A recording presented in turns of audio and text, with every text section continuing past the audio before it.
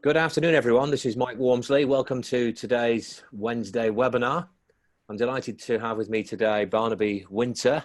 I was introduced to Barnaby as being a real expert in branding, and I was blown away by the fact that he's launched 570 brands, believe it or not, over the last 30 years, which is pretty impressive. So I booked him to speak at my director event in London for recruitment directors called the Pinnacle Club, and he did a really powerful presentation about how you can improve the branding of your organization to become, as he says on the screen here, the go-to brand in the digital economy. So Barnaby and I have become very good contacts as a result of that, and he's got some incredible knowledge. So Barnaby, delighted to have you here today. Great to be here. Great to be here. Thank you. So without further ado, we're going to move on to Q&A. If you have any questions for the people on the webinar today, please just pop them in the chat room and I'll pick them up. And then we're going to dive straight into Barnaby's brain and pick his brains and find out what can be done to create that real powerful brand in your recruitment organization. Quick advert from me, first of all, about my management training. You can see this on mikewalmsley.com, but I'm running a number of events for recruitment managers, but that's just by the by. So we've done the little introduction. The brand bucket, Barnaby, tell us a bit about that first of all, please. Yeah, so I'm very fortunate to have been introduced to the brand bucket. It was first created for Saab in 1985 as the result of a £120,000 research budget and 18 months researching how people bought motor cars. It was created by a gentleman called Stuart Bull in a top 40 advertising agency. He sold that agency to Saatchi and then set up a new agency, which was effectively one of the UK's first fully integrated marketing communications agency in 95. I joined that agency in 99 and subsequently bought the brand bucket methodology for him in 2001 when he retired. It's a 6-step engagement model that has underpinned over actually 4,700 brands worldwide. I've only worked on 570 of them, as you said, and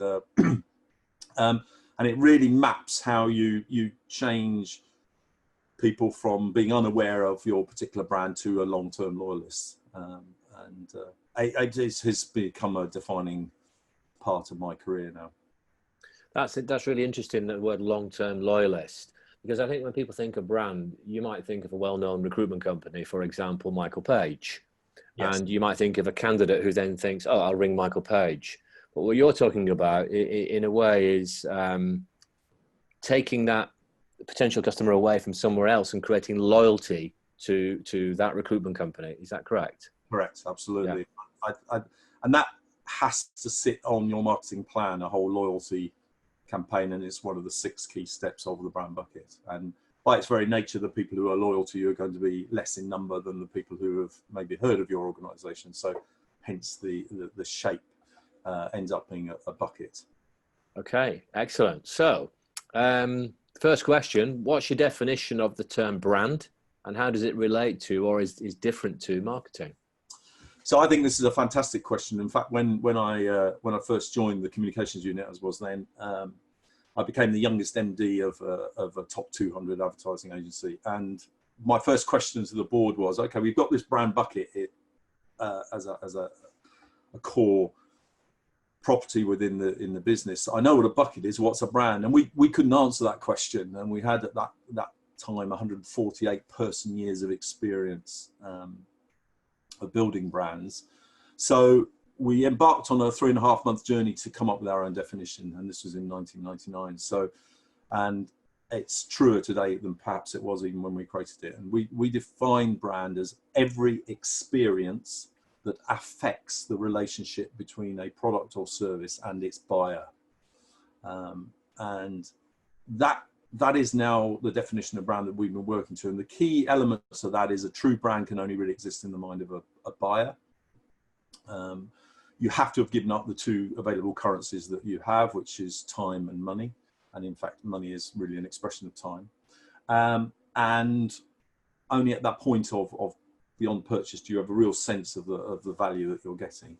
But actually, a brand today is a relationship and it's a relationship that you value more than the money in your pocket. And of course, if you're able to portray that value through every experience, then people will obviously give you the money in their pocket, because the relationship you're offering is worth more than the relationship they have with the money. So, so that's certainly a definition of brand. I read a book years ago called Influence: The Power of Persuasion by Robert Cialdini. Yeah. And there was some great stuff in that. One of them I remember was the click-where mechanism. And he said, when you go shopping, you know, you walk down the aisle in the supermarket and you go for Kellogg's cornflakes, Heinz beans, and you just pick them up without thinking about it. Correct. Even though there might be a cheaper brand that is equally as good, you just pick up that brand. So I suppose in this session, if we can try and delve in a little bit to how can recruitment business owners achieve something similar so that they think of their recruitment company rather than just Googling it, for example.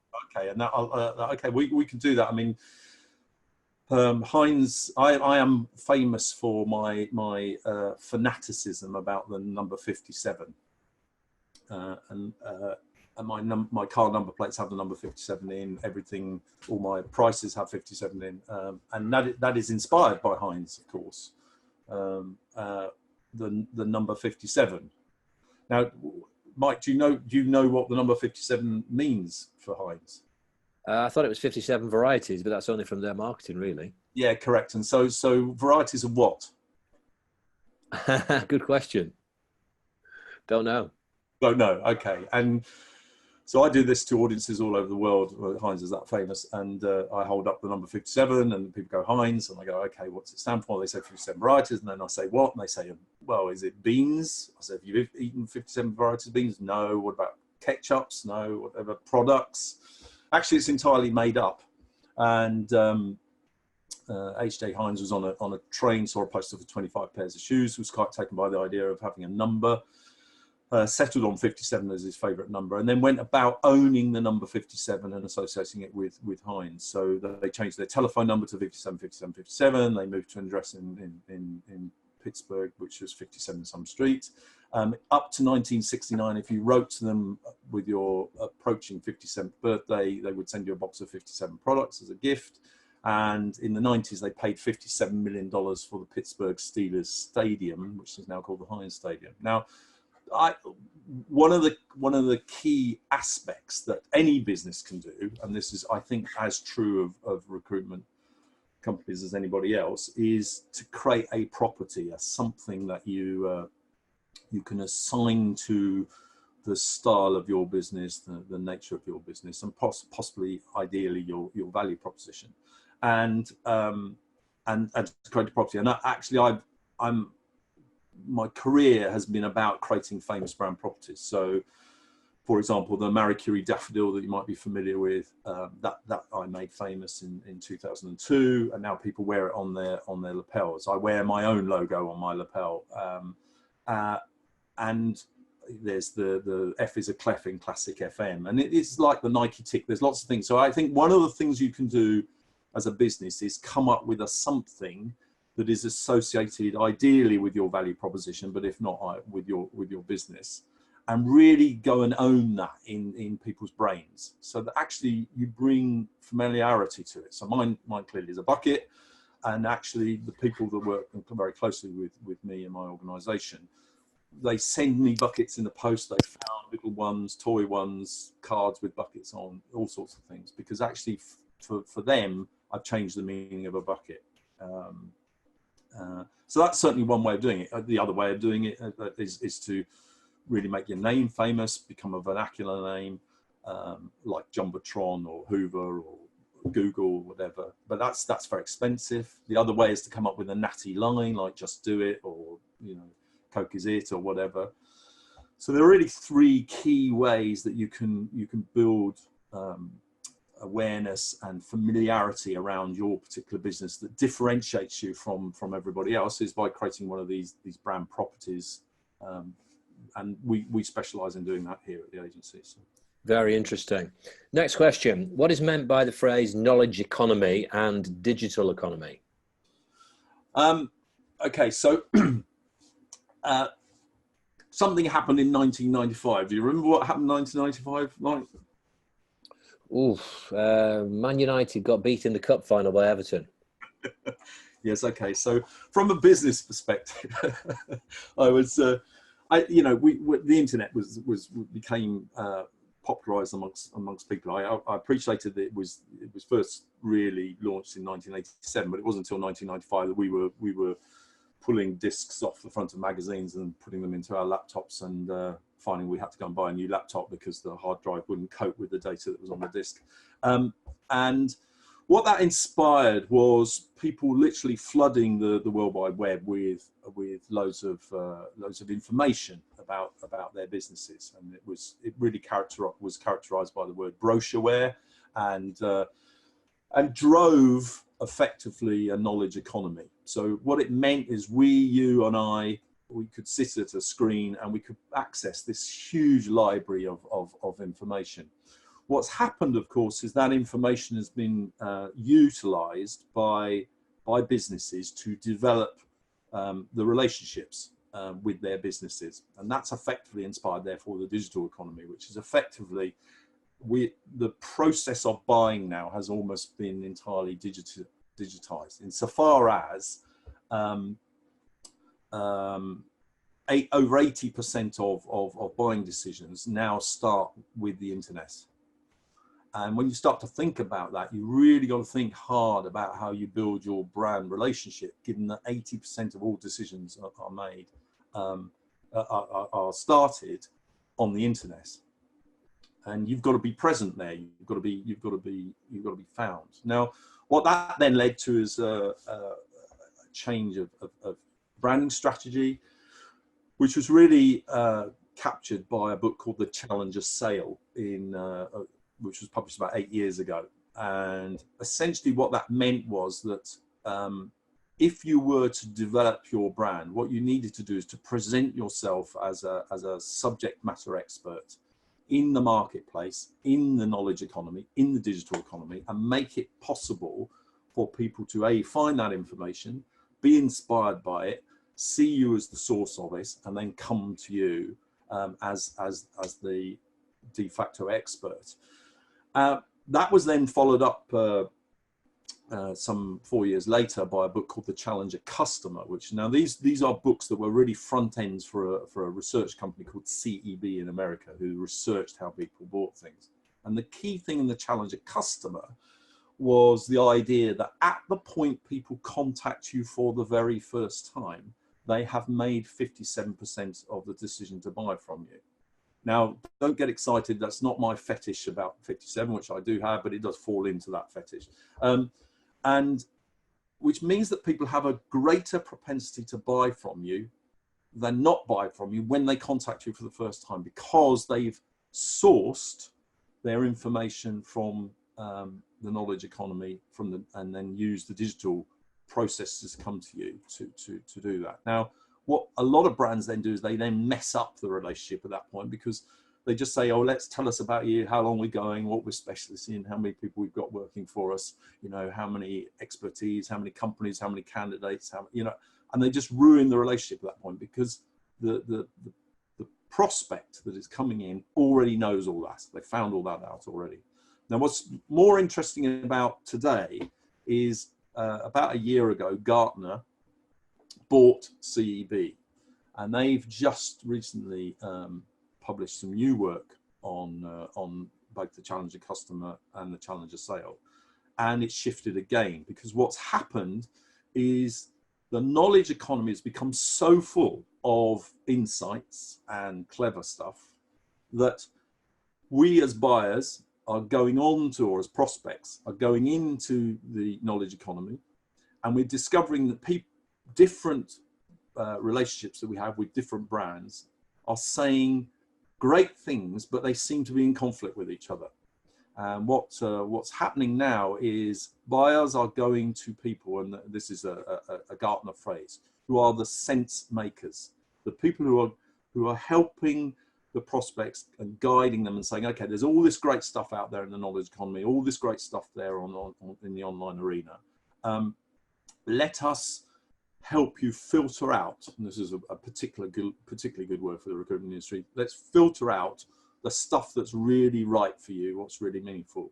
And of course, what that means is those buyers, those prospects are much more likely to go with somebody who says, I will help you sort out all of this new information, this great stuff, this insight that has been flooded into the marketplace over the last 8 years.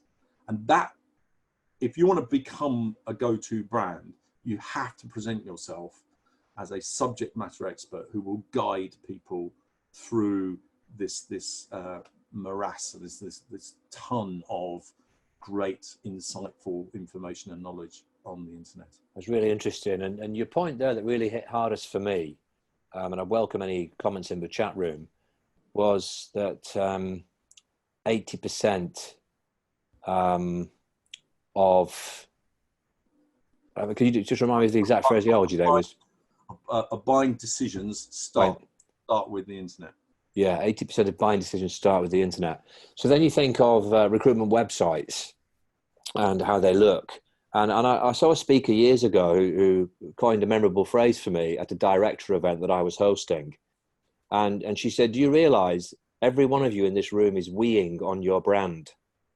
She said, I'll prove it to you. And she got their websites up. We do this, we do that, we do the other. And everyone went away with their head down thinking, I've got to make some changes. But still, there are hundreds and hundreds of recruitment company websites like that. And you're echoing that point right now, I think, Barnaby. Absolutely, because what we really, and this is again, this is a hangover from when the internet first started. When it first started, the majority of websites were brochures, and they were information. That was the source of information. People went and found out it was effectively the shop window. But what's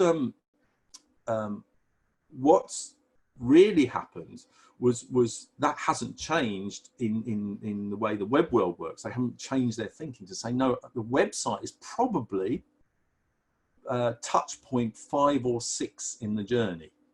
Yeah. Mm-hmm. So actually, by the time they reach your website, they already have decided to buy from you. So then you start to blitz them with what you're good at and what you think you are and all that sort of thing. They're just not interested. And it's a massive turn-off. At that point, what you should be doing, and actually I have a very clear on how you should use your website. Your website should be a booking site for your test drive. And in other words, it's saying, thank you for coming here. Would you like to have a go of our value proposition? And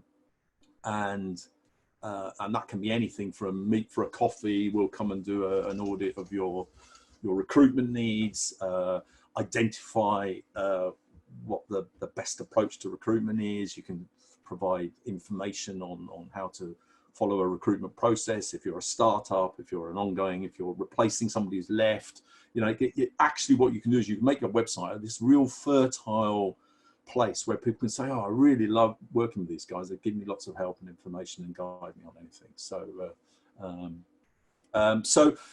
I think you're absolutely right. I think people are positioned, instead of the website being, as in my world, top of the bucket, kind of the first thing you see, it's now probably the 6th thing you see. I've just got a couple of comments coming in, which I'll just share with you, Barnaby. Yeah. And one thing that I saw recently was, which is originated by the company iIntro, which specializes in the recruitment industry, giving recruitment business owners the capability to move from contingency recruitment to retained recruitment. Yeah.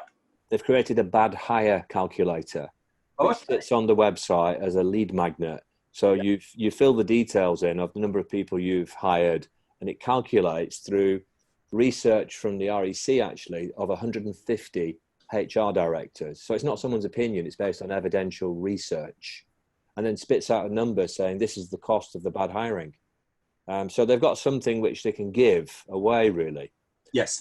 So the two comments coming in, one is from Ryan, and he's saying, Barnaby, how does this differ from B2C to B2B?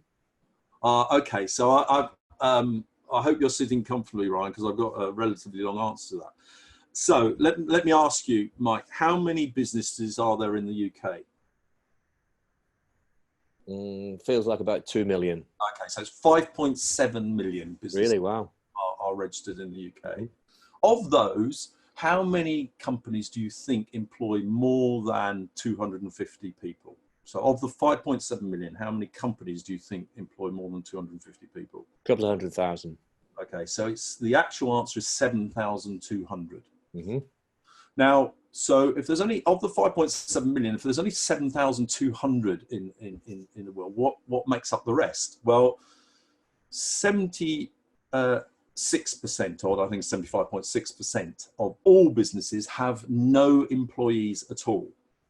I pride myself in being one. I've been running as a limited company for 10 years. There's only me and I'm classed as a director. A further 1.2 million, taking it up to 95.6%, have less than 10 employees, and indeed employ an average of 3 people per organisation. And in real terms, only about 2. So in real terms, there's only about 230,000 companies that employ more than 10 people. Now, the reason for that slightly long explanation for you, Ryan, is what that effectively means is that 95.6% of businesses have really probably only one decision maker in them. And where I think I have seen no difference between B2C and B2B is simply because the people that run those businesses behave exactly the same way they buy a photocopier, a recruitment agency, and a chocolate bar, or what house they're going to buy. They do not change their buying behavior, even though they're business owners, or they're a father, mother, son, daughter, sister, brother, whatever. They don't change their behavior. So actually their buying approach is identical, whether they're in a B2B or a B2C context. So, okay, so the majority of recruitment agencies make their money from the 200,000 companies because they employ, over 50% of the workforce, and there's lots of comings and goings. But actually, my observation and my experience is that when I go into the big corporates, they've siloed people down into divisional units, into groups, into small units, where again there is only one single decision maker. So my experience is now that far fewer things are made at board level. They're made at a much deeper level in organisations. So I would contest that B2B and B2C decision making from a brand buying point of view is exactly the same. Interesting. And the other comment was from Simon. He's just giving you some feedback. He says, "Love that. Website should be a booking site." So that's very kind of you to say that, Simon. So keep the questions coming, guys, as we move on to the next one, which is, how do you define business value proposition? Okay, so this is the term value proposition is bandied around a lot, and there are many multiples, and probably every single marketing guy that you'll meet will have a different view on this. It is not a mission statement. It's not a positioning statement. It's not a strategy. It's none of those things. A value proposition in our world, and bear in mind, we have been creating value propositions in the way I'm about to describe it for the last 25 years. We use it as the source of the stories that we tell about a particular organization. So it becomes the brief, the creative brief for every single utterance from the brand. And it is a true value proposition is made up of 4 sets of values, all beginning with B. And the first set of values that you need to define as an organization are, what are your behavioral values? In other words, what's your style of doing business? Because actually, this is one of the key differentiators in the marketplace. If you accept the definition of brand incorporates the word relationship, then of course, I want a relationship with somebody I like. And therefore, it's an imperative that you go through a process in your organization and define what your style of doing business is. And inevitably, that is going to center around the people in that business, in the recruitment agency. That's what's going to define you. Whether you do specifically IT or manufacturing or whatever, that's kind of a threshold value. But actually, your style has to be unique to you. And it often comes from the founder and their beliefs. So the first thing you've got to do is you've got to define your behavioral characteristics, your behavioral values. The second thing then, and this is where it kind of ties into your we story, Mike, you have to define your benefits. So what I'm always shocked by, particularly in the recruitment industry, but equally in other so-called professions, accountancy, legal firms, all those sorts of things, there's this weird thing where there's this absolute desire to communicate the features of your business. Actually, I'm a buyer. I have no interest in your features. I probably found all that out already before I even contacted you. What I want to understand is what are the benefits of those features? Why will that make a difference to me and my business? So you have to define your benefits. So you've got your behaviors and your benefits. So I like you, and now I understand what you're going to give me. The next set of values you need to define is your beliefs. And this is inspired by Stephen R. Covey's 7 Habits of Highly Effective People. Rule number 1, be proactive. Rule number 2, begin with the end in mind. And when you're doing any kind of brand work, any kind of marketing, any kind of communication, you should start with the end in mind. What do you want people to believe about you after they've consumed your piece of communication?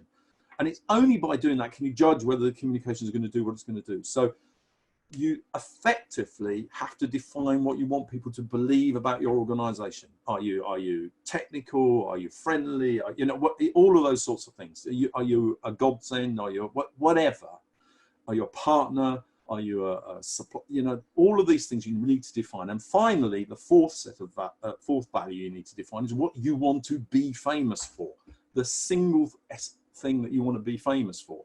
And strange enough, if you get that, often the brand property can emanate from what you want to be famous for. And so the 4 sets of beliefs are your behaviors, your benefits, what you want people to believe about you, and what you want to be famous for. And now if you kind of create a set of words and a set of values, and you kind of create one of those kind of whizzy, you take a word from column 1 and a word from column 2 and a word from column 3 and a word, and you string them together, you sound like a nuclear physicist. Actually, you can create brand stories by just linking style words with benefit words, with what you want people to believe, and then ultimately everything has to lead to what you want to be famous for. And that constitutes a value proposition. Great stuff. And, I love the Colby start with the end in mind thing from a planning perspective, but, you've got to put that thinking in, haven't you? And, the famous Abraham Lincoln quote, I think, when he said, if I had 6 hours to chop down a tree, I'd spend the first 5 hours sharpening the axe, right, and actually thinking your way through it. Now, I'm sure many people listening are thinking, right, brand, get it, understand it. That's all very well for Heinz and so on. How do I make money from it? Now, I know you're going to come up with some case studies soon. So we're going to move on to ROI. So stay with us, please, for those people on the session today. There's a couple more questions for Barnaby about strategy and so on. And then we're going to go into how does this make money and some case studies. Next question. What strategies can help build initial brand awareness, notwithstanding what you said, Barnaby? Yeah, okay. So once you've got your brand property or your way of badging everything you do, the reality is what you've got to do is you've got to go into the knowledge economy and be present. And the way to be present is to adopt one single word, which is insight, as your core strategy. And what I would commend you do is you gift your understanding, your expertise, your subject matter to the marketplace to which you want to serve. And that can be done through a whole host of different ways. And there's a whole session on this alone, but let's just assume you can shoot YouTube videos, you can write blogs. You need to write blogs that are 2,500 words long now. Google, ignore the 500 word blogs because there's so many of them. So 2,500 word blogs, you need to get people to link to them. You need to be putting insights onto Twitter. Actually, you can Instagram is now the second largest search engine. So actually potentially you ought to be putting pictures on there and little phrases and insights. So effectively that as I come into the online arena with my need from a recruitment point of view, you keep popping up because you found where I live. I think the other thing you can do is then you can, and you guys are better equipped at this than I am, but they use LinkedIn. I mean, they're advertising on television now. They're a recruitment portal. That's a new campaign that's just broken this week that I've seen. So they've set up to really be servicing this industry. and then everything you do, you badge with your brand property, so that every time I see it, I know it's from you. And the final thing you really want to focus on is having a great target market, to be very clear and distinct about where you're going to put all that inside, rather than just scattergunning it everywhere and hoping that people come in. It's not an outbound strategy that you should be pursuing now. It should be an inbound. People are online right now looking for every single one of you on this call and your services. So you need to get found. When they find you, go, these guys know their onions. We should go and talk to them. Excellent. Some simple ideas there. And I'm just thinking back to Parker Bridge when I, years ago, kicked off the PR campaign there, which obviously relates to branding to some degree. And our key target was the Evening Standard. And it didn't take long to dominate. Within a couple of weeks, we were in there 3 times a month and became the main contributor of content to the Standard in terms of financial recruitment.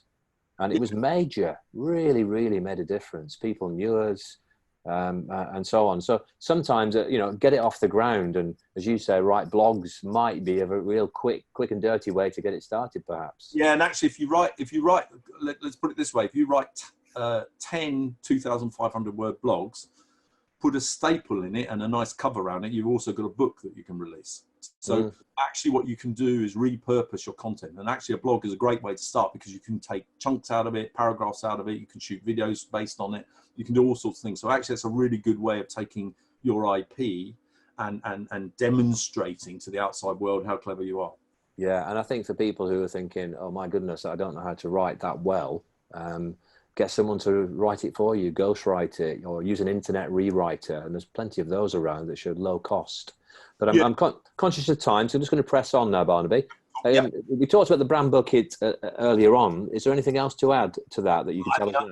I mean, it's a subject in my own right. Having said that, the one thing I would commend everybody to do, and that is to treat your marketing as a system and a process. Too often, my colleagues in the industry fall foul of being fluffy clouds and woolly stuff and pretty pictures. Actually, marketing is a process. It is a system, and the brand bucket is a system. In its very simplest essence, we call it on the head. On stage, I then head a ball, just so you kind of remember it. But actually, the first objective for your marketing is you need to engage the people who are currently looking for you. And then once they find you, you need to demonstrate your value proposition. So they've reached your website, and this is where you create the test drive, the booking site, that effectively you say, come and have a go, come and challenge us with our expertise, come and participate in seminars, whatever it is you decide to do. So demonstrate your value proposition. At some point, people go, I really love you. I love your cut of your jib, love your style. I'm really understanding how you can benefit my organization. And they then buy from you. And then the bottom of the bucket then is all about delivering on your promise. That should be marketing led, because you've got to exceed expectations. So it's engage, demonstrate, deliver. So if you imagine you've got a bucket, at the top of the bucket it says engage, in the middle of the bucket it says demonstrate, and at the bottom you're delivering. And if you carry on delivering, you build loyalty, you feed the insights, all of that sort of thing, then essentially that's it in its very simplest essence. There are 6 steps. We haven't got time to go through those right now. Great. No, I guess you might have some information on your website or something about that people can look up. No, my website, strange enough, is a booking site. Okay, great. Well, you're pulling people in from that. But if there's anything they can find externally, perhaps. It's my book, obviously, if they want to get that from Amazon, the brand bucket, make your marketing work. That's certainly got some. Okay. What I suggest we do now, because we're going to move into case studies. Yeah. The next question is, how do you build long-term loyalty with customers so that they become brand advocates? And I'm wondering, is it possible for you to explain that with a case study, so we do 2 things at once? Yeah. So I've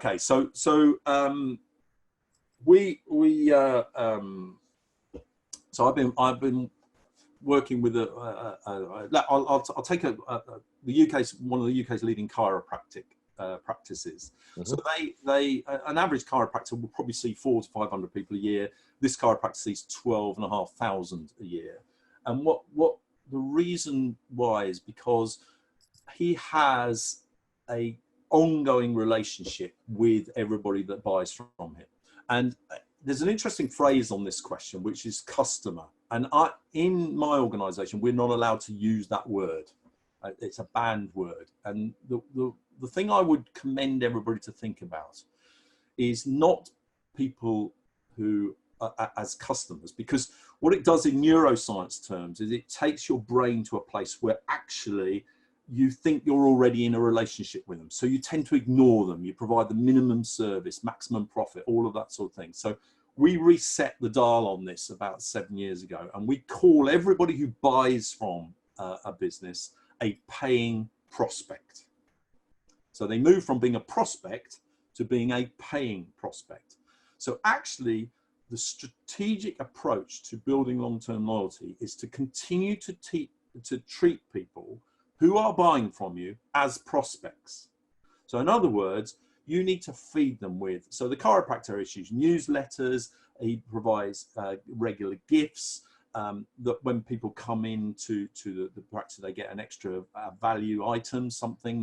He runs seminars for his paying prospects, so they can come and learn more about what they're doing, how to lead healthier lives, how to eat well, how to do all those things. So what you're looking to do is add value to the relationship at all times, on the assumption that they are still a prospect. And the reason why they're still a prospect is because if you treat them as the C word, right, so there are two words I'm not allowed to use, an F word and a C word. The C word is this. We can't use the C word because the moment you do that, you start to treat them with some degree of contempt, rather than if you keep treating them as prospects. So every time you discover something new, it could be a great training program that you tell the HR directors to say, oh, we've come across this great training program and we wondered if that'd be something you'd be interested in. It's no referral. It's not, you're not in it for the money. You're just saying, look, we've discovered this, or here's a great way of working, or here's another great online tool, or another great app, or and what that does, if it's attached with your little brand property, as over time, people just go, do you know what?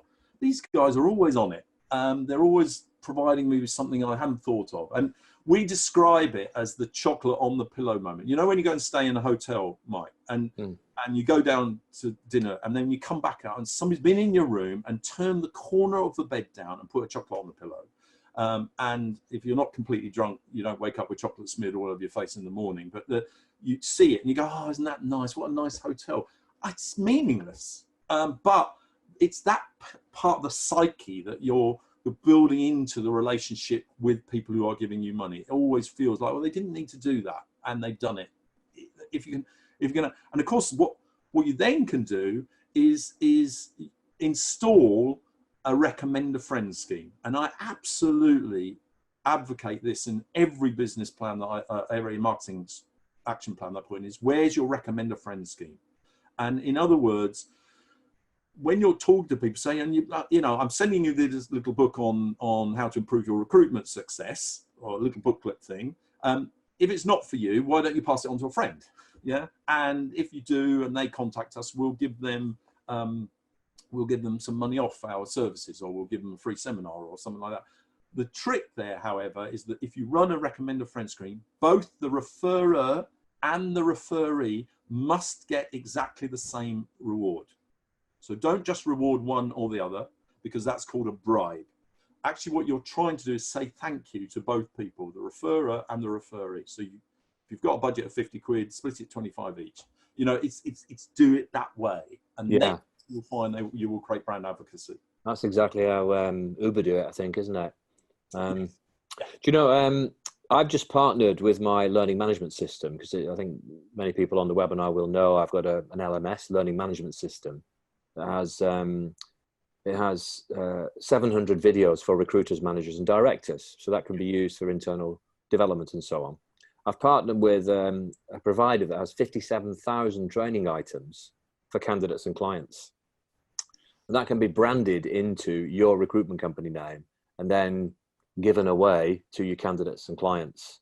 So that kind of thing, I presume, is what you're talking about, really. It's absolutely perfect, Mike. And you know, everybody should be ringing up this webinar finished and say, how do I get hold of that? Because that's well, I wasn't intending to pitch it, but it just seems to, seems to fit.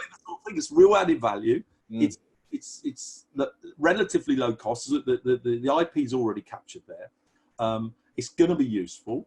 and people could just, and you can release it in batches. You can do it, if there's 57,000 things or whatever, the 10 a week or 10 a month or something like that. And what you can create then is a recruitment agency club mentality, which when I'm part of it, I just get given it as a thing. I love all that sort of thing. Mm. Well, yeah, there's things like Prince 2 training courses, Ruby on Rails, or there's basic level, how to improve your Excel skills. So there's a whole range of things there. And so I've been working with an organisation called Recruitment Genius for the last 10 years, and we have invested an inordinate amount of money in videos and insights and how to improve the way your recruitment works. I mean, these guys are, they're probably anathema to most of the people on this webinar, but they're flat fee recruitment for £299, but they provide tons of additional value, and it's led to them placing over 120,000 people in work over the last 6 or 7 years, or last 10 years. So it's a lot of people have found jobs using Recruitment Genius, and actually the people use them, the employers really value all the extra value stuff that they've got packed in there. Interesting. Yeah. So final question for you today. How do you measure ROI from branding strategies? Okay, so you'll be reassured to know that whilst my narrative for the bucket is relatively creative, you've got more people at the top than at the bottom. We, over the last 35 years, have measured the drop-off rates between the 6 individual steps captured by the 3 strategies. And what we are able, so from a planning point of view, what you can do is to get one paying prospect into the bottom of your bucket, you need to run between 3 and 5 test drives. So you're looking for a conversion rate of 1 in 3 to 1 in 5. If you're doing better than 1 in 3, I don't believe you, unless you're a funeral director, because you do get everyone in the end. And if you're converting it worse than 1 in 5, so 1 in 6, 1 in 10, what it means is you haven't made the corridor to your test drive hard enough. You're just taking on everybody. And we've all been walked out of a train station and been handed a chocolate bar, and you go, and you don't go and buy that chocolate bar. It's just sampling is a complete waste of time, in my opinion, in that instance. But what you need to do is make your getting your test drive much tighter. So you have to qualify in order to take the test drive. So you're looking for a conversion rate of 1 in 3 to 1 in 5. To get those test drives, you need 10 times that number to visit your website and looking for you, and deciding they want to buy from you. And then 1 in 10 of those will go, actually, do you know what? These guys, I really like the cut of the jib of these guys. I like what they're offering. I want to have a go. And 10% will convert. So 3 to 5 will convert. So you've got 1 begets 3 to 5 begets 30 to 50. The 30 to 50 represent the 57% people that are trying to find you. So what you do is you start from the bottom up, and you go, to get 1, we need to get our test drives right, which means we need to get the number of visitors to our website around this sort of number to drive the test drives. And then we just know there are millions of people online looking for your kind of services. You just got to get found. Now, the great thing about, I mean, the recruitment agency world is oversubscribed with recruitment agencies. So what you can do is create niche marketing strategies where you go for very specific things, and you just monitor the numbers that are coming to your site. You monitor the 30 to 50 visits to your site. You look at whether that's converting at 10% to the 3 to 5 test drives, and then you're looking to convert those people. That allows you to cost that. And so therefore you can say, well, actually, to get the one person costs that amount of test drives. So if you're doing 5 test drives and the test drives cost you 50 quid, that's £250. If you're then running your website and you're getting this number of clicks to your website, and there's lots of ways of doing that, paid for but unpaid for, whether it's PPC or SEO or whatever, but also this strategy that we talked about earlier, it's just get all that. You've got a cost attributed to that. So you can divide, and actually that allows you to build a very, very clear ROI model because you've got numbers associated with everything. Brilliant. So thanks for taking us through a whistle-stop tour of branding, and then ending with how we're going to convert that into money, really, Barnaby. So, you know, I think there's some really great insight there, and thought-provoking comments that people can take away and use, start to build their branding plan, and maybe have a good hard look at their internal collateral, their website, their brochureware, and so on, and think, is it really benefit-led, or is it essentially features? Yeah. So thank you once again. Been a pleasure to work with you, and look forward to working with you again in the near future. Really enjoy it. And if anybody wants to get a hold of me, I'm relatively easy to find on the internet. I'm happy to answer any questions, put them either through Mike or feel free. Oh, pleasure. Please look Barnaby up and connect with him on LinkedIn, and or visit his website. And great to have you here again, Barnaby. Thank you once again. Thank you ever so much, Mike. It's been a pleasure. Cheers. Bye-bye now.